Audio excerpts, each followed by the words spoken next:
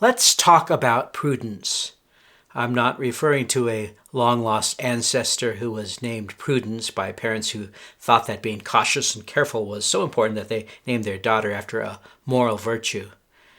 Of course, like most things, you can be overcautious, which is a vice, or undercautious, which is reckless, which is also a vice. But the golden mean is somewhere between those two extremes. So let's figure out how to acquire just the right amount of prudence.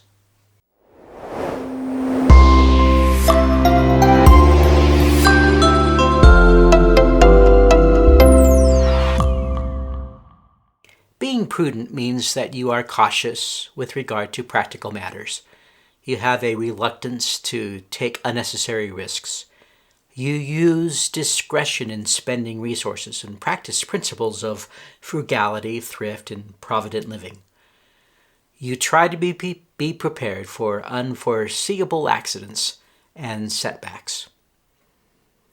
The first quality of prudence is the ability to demonstrate common sense, which seems to be growing less common these days. Why do some people seem to lack common sense? What are some examples that show a lack of common sense? Can you think of some good things that everyone used to do 25 years ago but now are rarely seen?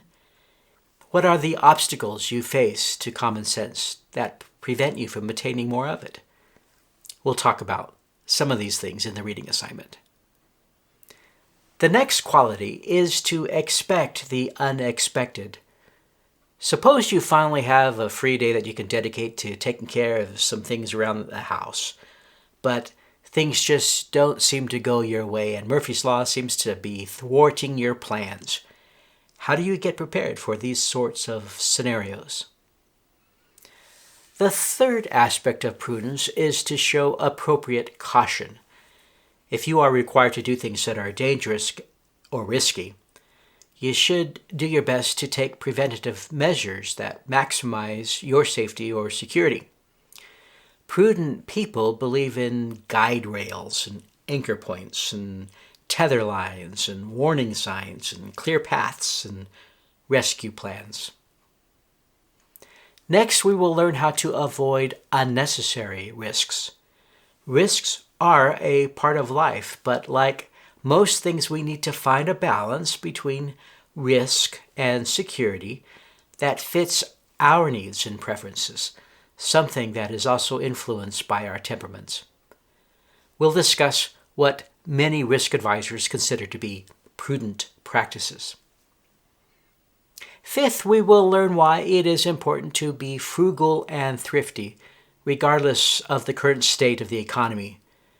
You never know when tough times are just around the corner because of sickness, accidents, layoffs, or the loss of an income earner. To help you be ready for those times, I have a list of attitudes and behaviors that will help you become more frugal and thrifty. Finally, we will explore how to be prepared for the future.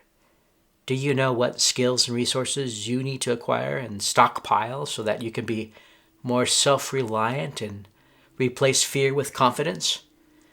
After all, as Benjamin Franklin said, by failing to prepare, you are preparing to fail.